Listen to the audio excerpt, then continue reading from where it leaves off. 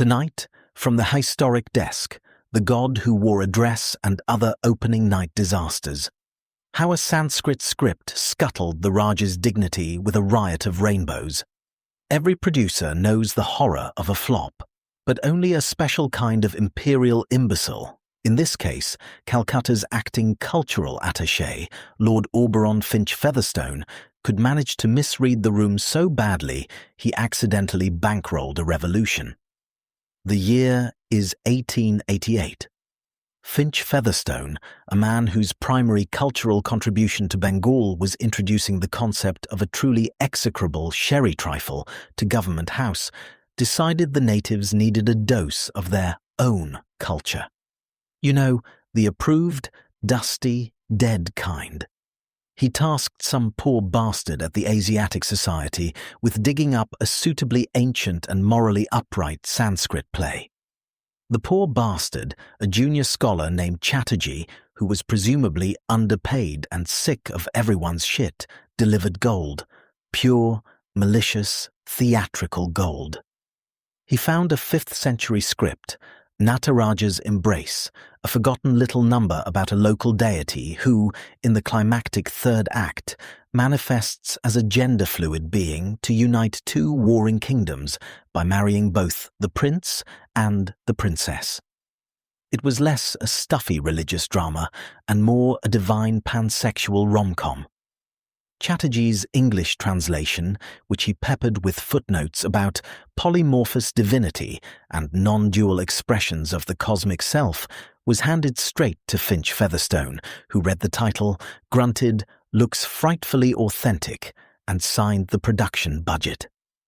The opening night at Calcutta's Corinthian Theatre was a masterclass in things going sideways. The first 2 acts were baffling but tolerable to the British contingent, who mostly commented on the delightful silks. But then came Act 3.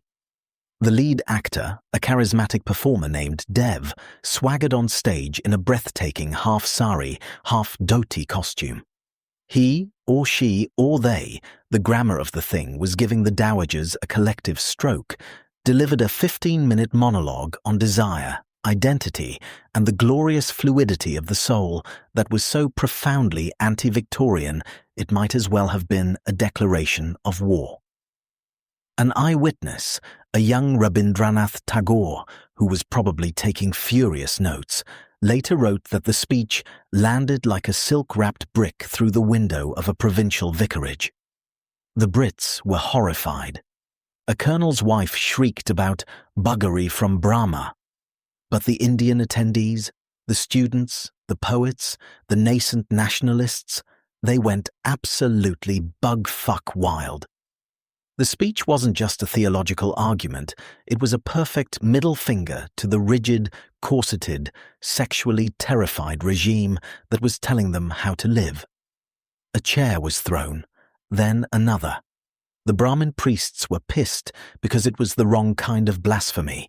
The nationalists were thrilled because it was the right kind, and the British were just pissed.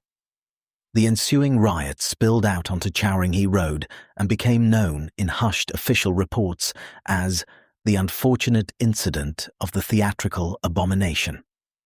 The play was banned, its script declared seditious, and Lord Finch Featherstone was quietly reassigned to a damp corner of Wales where the local culture was limited to disapproving sheep. Filed by Magdalena, Footlights, Rojas Park, for historic. That is all from the desk today. Should you fancy a go at the record yourself, the submission box is open at historic.com, and the editors are not nearly as fussy as they pretend.